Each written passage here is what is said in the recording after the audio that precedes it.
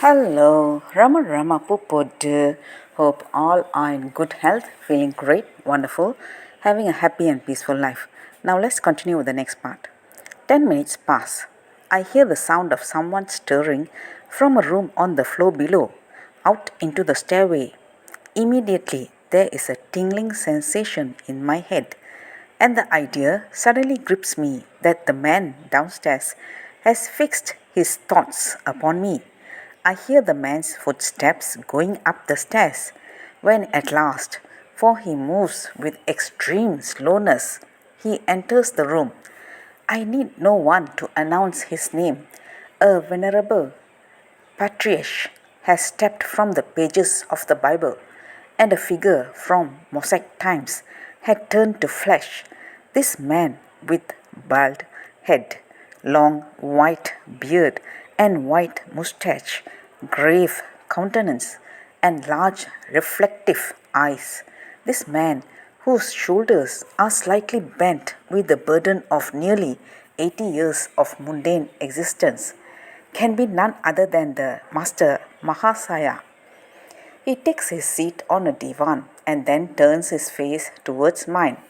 In that grave, sober presence, I realize instantly that there can be no light, persiflage, no bending of wit or humor, no utterance even of the harsh cynicism and dark skepticism which overshadow my soul from time to time.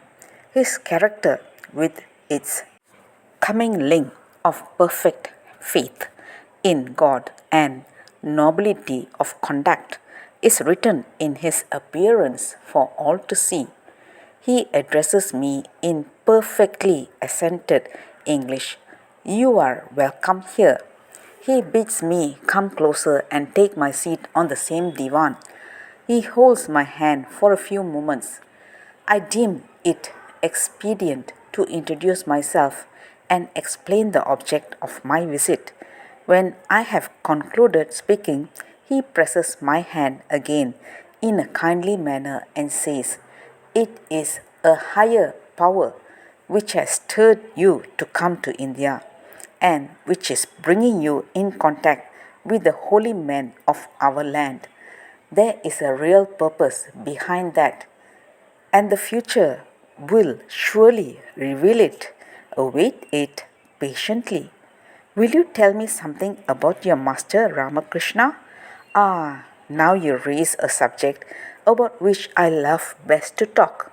It is nearly half a century since he left us, but his blessed memory can never leave me. Always it remains fresh and fragrant in my heart.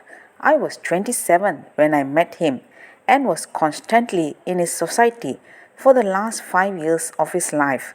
The result was that I became a changed man. My whole attitude towards life was reversed. Such was the strange influence of this God man, Ramakrishna. He threw a spiritual spell upon all who visited him. He literally charmed them, fascinated them. Even materialistic persons who came to scoff became dumb in his presence. But how can such persons feel reverence for spirituality, a quality in which they do not believe? I interpose, slightly puzzled. The corners of Mahasaya's mouth pull up in a half smile. He answers, "Two persons taste red pepper. One does not know its name. Perhaps he has never even seen it before. The other is well acquainted with it and recognizes it immediately. Will it not taste the same to both? Will not both of them have a burning sensation on the tongue? In the same way, ignorance of Ramakrishna's spiritual greatness did not debar materialistic persons from tasting the radiant influence of spirituality which emanated from him. Then he really was a spiritual superman? Yes, and in my belief, even more than that. Ramakrishna was a simple man, illiterate and uneducated. He was so illiterate that he could not even sign his name, let alone write a letter. He was humble in appearance and humbler still in mode of living, yet he commanded the allegiance of some of the best educated and most cultured men of the time in India. They had to bow before his tremendous spirituality, which was so real that it could be felt. He taught us that pride, riches, wealth, worldly honors, worldly position are trivialities in comparison with the spirituality, are fleeting illusions which deceive men. Ah, those were wonderful days. Often he would pass into trances of so palpably divine a nature that we who were gathered around him then would feel that he was a god rather than a man.